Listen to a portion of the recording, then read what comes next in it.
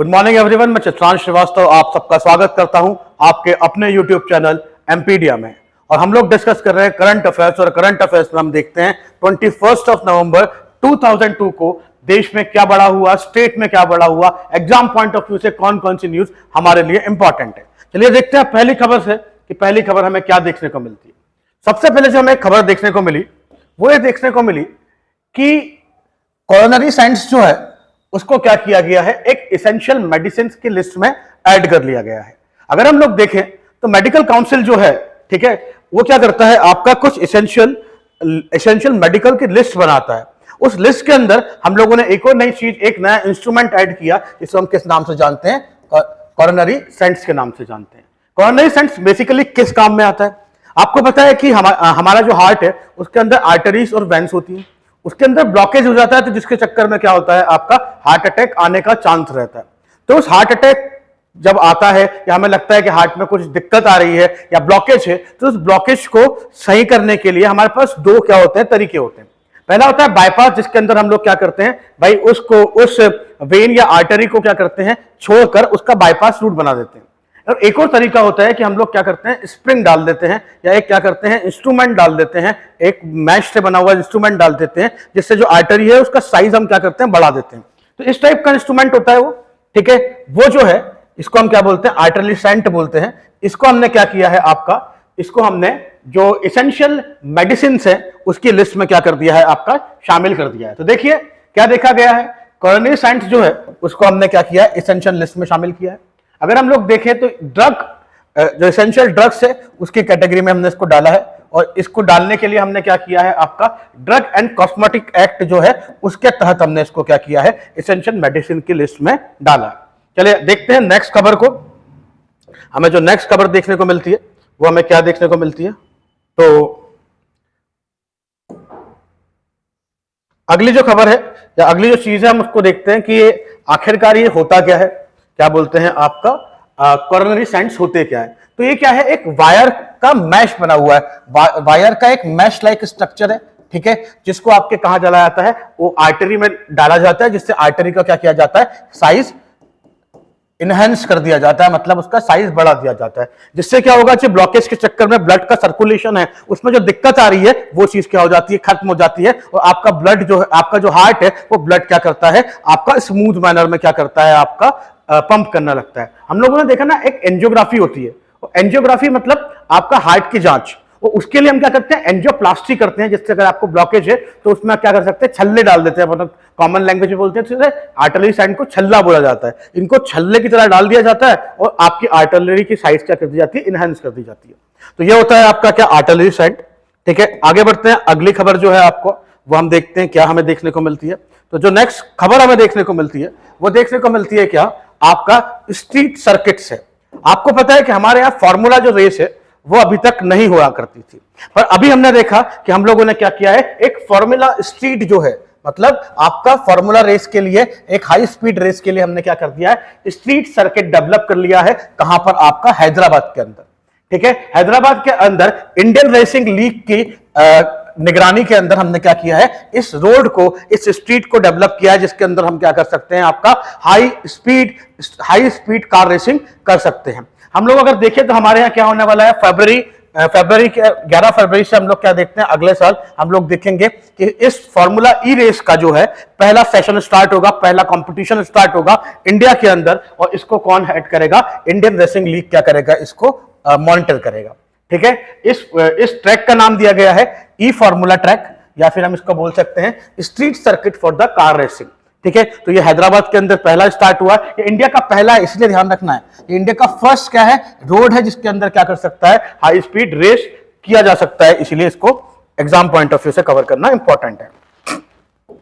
अगला जो इंफॉर्मेशन हम लोग देखते हैं, ठीक है, वो हमें देखने को मिलता है क्या, कि कर्नाटक का जो गवर्नमेंट है उसने क्या किया है, कर्नाटका गवर्नमेंट ने क्या किया है, आपका सोलर या क्या बोल सकते हैं, आपका रिन्यूएबल एनर्जी जो है, ठीक है, रिन्यूएबल एनर्जी है, उसके लिए इन्होंने क्या किया है, हाईएस्ट नंबर में ग्रिड इंटरेक्टिव क्या किए हैं, आपका इंस्टॉल किए हैं। अब सबसे पहले क्वेश्चन ये आता है कि ग्रिड इंटरेक्टिव होता क्या है। तो ग्रिड इंटरेक्टिव इस टाइप का क्या होता है, एपरेटस होता है, इस तरह का पूरा सेटअप होता है जिसके अंदर हम क्या करते हैं, किसी भी रिन्यूएबल एनर्जी को, ठीक है, चाहे वो सन की हो, सोलर हो, चाहे वो विंड हो, चाहे वो आपका क्या हो सकता है वाटर की एनर्जी हो। इसका जो सेटअप, उस एनर्जी को किस तरह से हम क्या कर सकते हैं, बाय द लूप जाकर, और हम किस तरह से कर सकते हैं आपका इलेक्ट्रिसिटी के अंदर कन्वर्ट कर सकते हैं, उस सेटअप को हम क्या बोलते हैं, आपका ग्रिड इंटरेक्टिव बोलते हैं। तो कर्नाटका गवर्नमेंट जो है, इसने क्या, इन्होंने क्या किया है इस साल, सबसे ज्यादा क्या किए हैं, ग्रिड इंटरेक्टिव इंस्टॉल किए हैं, जिससे इनकी जो कैपेसिटी है किसकी, रिन्यूएबल एनर्जी की, वो हमें कितनी देखने को मिली है, आपका 15,463, मतलब 15,463 मेगावाट कैपेसिटी इन्होंने इंस्टॉल की है। उसके बाद हम लोग देखें तो सेकंड पोजीशन ऑक्यूपाई की है तमिलनाडु ने, और थर्ड पोजीशन पे हम देखते हैं आपका कौन आता है, गुजरात आता है, जिसने क्या किया है, रिन्यूएबल एनर्जी को इलेक्ट्रिसिटी में कन्वर्ट करने के लिए हाईएस्ट नंबर में ग्रिड इंस्टॉल की है। ठीक है, तो अब आगे खबर करते हैं नेक्स्ट। इसके आगे देखते हैं क्या विशेष हमें देखने को मिला। तो जो नेक्स्ट इंफॉर्मेशन हमें देखने को मिलती है, वो देखने को मिलती है आपका कहां से, वो हमें देखने को मिलती है आपका आईसीआईसी बैंक और बजाज फाइनेंस से। तो ऐसा देखने को मिला, हमें पता है कि इंडिया जो है एक ओपन इकोनॉमी है। पहले ये समझिए, इंडिया क्या है, एक ओपन इकोनॉमी है। ओपन इकोनॉमी जब इंडिया बनी, वो कब बनी, 1991 के एलपीजी रिफॉर्म के through, liberalisation, privatisation and globalisation के रिफॉर्म के थ्रू। अब इंडिया क्या बन चुका है, एक ग्लोबल मार्केट बन चुका है, मतलब इंडिया फ्री हो चुका है किसके लिए, वर्ल्ड के लिए। जब इंडिया वर्ल्ड के लिए फ्री हो चुका है, तो हमें देखने को मिला कि बाहर से इन्वेस्टमेंट आएंगे, मतलब इंडिया के अंदर फॉरेन इन्वेस्टमेंट आते हैं, है ना। जैसे हम लोग देखते हैं, हमारे यहां होंडा ने अपना प्लांट सेटअप किया, हमारे यहाँ एमआई, वीवो, इन लोगों ने अपना प्लांट सेटअप किया। तो ये लोग क्या किए, हमारे इंडियन मार्केट में इन्वेस्ट किए। तो इंडियन मार्केट में फॉरेन इन्वेस्टमेंट के दो तरीके हैं, एक होता है फॉरेन डायरेक्ट इन्वेस्टमेंट, ठीक है, विदेशी निवेश के दो तरीके हैं, एक होता है फॉरेन डायरेक्ट इन्वेस्टमेंट और एक होता है foreign portfolio investment. Foreign direct investment क्या होता है, जब कोई विदेशी कंपनी, जब कोई फॉरेन ऑर्गेनाइजेशन इंडिया में परमानेंट बेसिस पे क्या करता है, आपका इन्वेस्ट करता है लॉन्ग टर्म के लिए, और उसका जो प्रॉफिट गोल होता है वो लंबे समय तक चलता रहता है, तो उस इन्वेस्टमेंट को हम क्या बोलते हैं, एफडीआई बोलते हैं। मतलब हम लोग देखें कि अगर कोई कंपनी इंडिया में आ रही है, जैसे वीवो को देखते हैं, वीवो इंडिया में आया, उसने अपना प्लांट सेटअप किया, मैन्युफैक्चरिंग स्टार्ट करी और इंडियन मार्केट में क्या करना चालू किया, बिजनेस करना चालू किया। मतलब ये लॉन्ग समय तक इंडिया में रहेगी, लंबे समय तक क्या करेगी, बिजनेस कमाएगी, ठीक है, लंबे समय तक प्रॉफिट कमाएगी। तो वो जो इन्वेस्टमेंट है वो क्या कहलाता है, एफडीआई। दूसरा इन्वेस्टमेंट होता है FPI, foreign portfolio investment.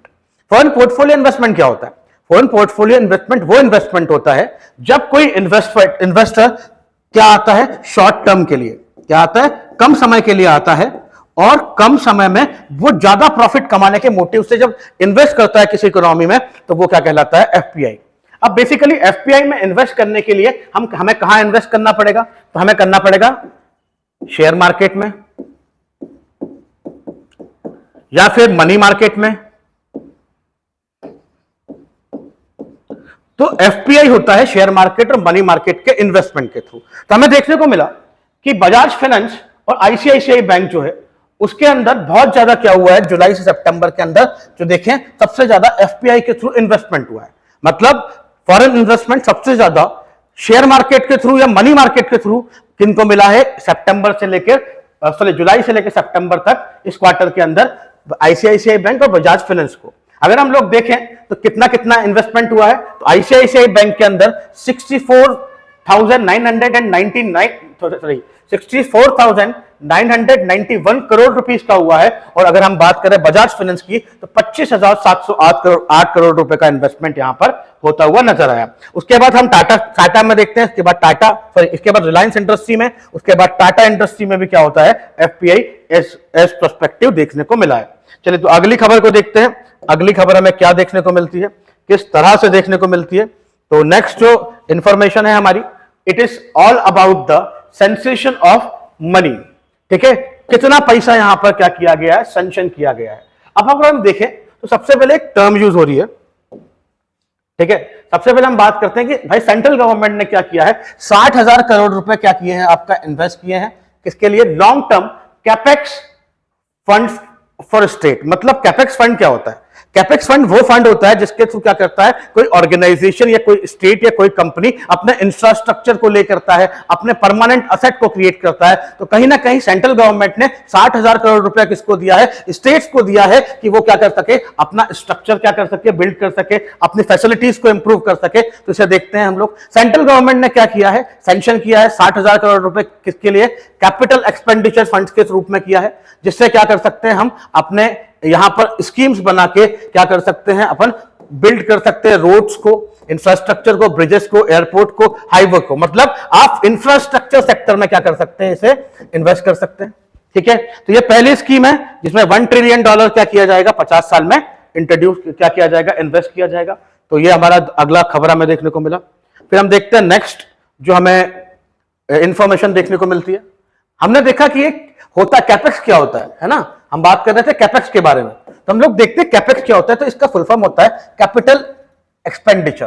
Capital expenditure का मतलब होता है जब कोई कंपनी या ऑर्गेनाइजेशन अपने फिजिकल असेट को, अपने इक्विपमेंट, टेक्नोलॉजी, प्लांट और बिल्डिंग्स को बनाने में पैसा खर्च करती है, वो कहलाता है कैपेक्स या कैपिटल एक्सपेंडिचर। ठीक है, तो ये जो चीज है, ये जो चीज हम लोगों को सरकार ने 60,000 करोड़ रुपए दिए हैं स्टेट को, कि आप अपना क्या कीजिए, कैपिटल एक्सपेंडिचर को क्या कीजिए, बढ़ाइए। अगला जो खबर हमें देखने को मिलता है वो देखने को मिलता है आपका जल शक्ति मिनिस्ट्री से। ठीक है, इसमें देखने को मिला कि जल शक्ति मिनिस्टर जो है, जिनका नाम गजेंद्र सिंह शेखावत साहब है, उन्होंने क्या किया है, आपका जियो स्मार्ट इंडिया 2002 की समिट को क्या किया है, इनॉग्रेट किया है, स्टार्ट किया है हैदराबाद के अंदर। तो हमें इतना याद रखना है कि जियो स्मार्ट समिट जो है वो कहां स्टार्ट हुई, तो वो आपका हैदराबाद के अंदर स्टार्ट हुई। और इसे इनॉग्रेट किसने किया, तो जल शक्ति मिनिस्टर जो है, जिनका नाम क्या है, आपका गजेंद्र सिंह शेखावत है, उन्होंने इसको क्या किया है, आपका स्टार्ट किया। इसके अंदर टोटल 2500 रिप्रेजेंटेटिव क्या करेंगे, आपका पार्टिसिपेट करेंगे, जिसमें 500 गवर्नमेंट, प्राइवेट ऑर्गेनाइजेशन, वर्किंग और जियो स्पाटियल टेक्नोलॉजी से रिलेटेड लोग क्या करेंगे, आपका यहां पर पार्टिसिपेट करेंगे। ठीक है, अगला जो खबर आपको देखने को मिला वो क्या देखने को मिला, नेक्स्ट इंफॉर्मेशन अगर हम बात करें तो गूगल ने क्या किया है, कर्नाटका गवर्नमेंट से एक एमओयू साइन किया है, एक रेफरेंडम साइन किया है, एक एग्रीमेंट साइन किया है, जिसके अंदर गूगल क्या करेगा, गूगल करेगा टायर 1, टायर 2 और टायर 3 सिटीज जो हैं, जहां के एंटरप्रेन्योर्स को अपने बिजनेस को एक्सपांड करने के लिए, अपने बिजनेस को आगे बढ़ाने के लिए क्या नहीं मिल पा रहा है, फंड नहीं मिल पा रहा है, उसके लिए वो क्या करेगा, इन्वेस्ट करेगा कर्नाटका गवर्नमेंट के साथ मिलकर। ठीक है, इसकी ये आपका एक नया खबर आपको देखने को मिला, जिससे क्या होगा, यूथ को जॉब अपॉर्चुनिटी और एंटरप्रेन्योरशिप क्या होगा, आपका ऑफर किया जाएगा। मतलब ये एक अच्छा स्टेप है जिसके अंदर स्टार्टअप्स को या एंटरप्रेन्योरशिप को आगे बढ़ाने के लिए गूगल और कर्नाटका गवर्नमेंट का एक इंपॉर्टेंट विजन देखने को मिलता है, जिससे हमें हो सकता है थोड़े बहुत टाइम में नई टेक्नोलॉजी मिले, नए एप्स मिले, नए बिजनेसेस खड़े होते मिले, जिससे हमारा इंडिया का सेकेंडरी सेक्टर, जिसे हम बोलते हैं कि आज भी वो क्या है, लेग बैक में है, वो डेवलप होता हुआ नजर आएगा। अगली खबर जो देखने को मिलती है वो देखने को मिलती है कि हमारे यहां एक चेयरमैनशिप हुई है। इंडिया जो है वो अब क्या करेगा, global partnership on artificial intelligence जो है उसकी चेयरमैनशिप करेगा। उसकी चेयरमैनशिप इंडिया को मिली है। पहले वो किसके पास थी, फ्रांस के पास थी। अब हम लोगों को क्या मिलेगा, वो मिलेगा। ठीक है, इंडिया ने उसको क्या किया है। आर्टिफिशियल इंटेलिजेंस आपको पता ही है, आर्टिफिशियल इंटेलिजेंस क्या होता है, जब हम लोग क्या करते हैं, किसी ऐसे एपरेटस या ऐसे स्ट्रक्चर को क्रिएट करते हैं जो ह्यूमन मेमोरी के बिहाफ पे क्या करता है, काम करता है। वो अपने आप, जैसे ह्यूमन का ब्रेन होता है, वो फंक्शन करता है और उसके हिसाब से ह्यूमन क्या करता है, आपका काम करता है। उसी तरह वो मशीन, उसका खुद का भी ब्रेन डेवलप होगा और वो अपने ब्रेन उस इंटेलिजेंस के हिसाब से, क्योंकि आर्टिफिशियली उसे डेवलप किया है उस ब्रेन को, उसके हिसाब से जब अपने आप काम करेगा, जैसे robot is excellent example of artificial intelligence. ठीक है, तो इसके अंदर ये काम होगा। इसके अंदर अगर हम लोग देखें तो ये जो पूरा की पूरा ग्लोबल पार्टनरशिप है, इसके अंदर 25 मेंबर हैं। इसके अंदर प्रोमिनेंट मेंबर को देखें तो यूके, यूएस, यूरोप जो है वो भी इसके अंदर आते हैं। इंडिया ने इसको कब ज्वाइन किया, इंडिया ने इसको कब किया, 2020 के अंदर ज्वाइन किया। ठीक है, और अगर हम लोग देखें तो इसका पूरा की पूरा इनिशिएटिव का जो क्या बोल सकते हैं, सपोर्ट रिस्पॉन्सिबल है, वो क्या है, human centric development of machine. ठीक है, मतलब ह्यूमन ब्रेन की तरह हमें आर्टिफिशियल इंटेलिजेंस को क्या करना है, डेवलप करना है और मशीन को उस तरह से क्या करना है, आगे लेकर जाना है।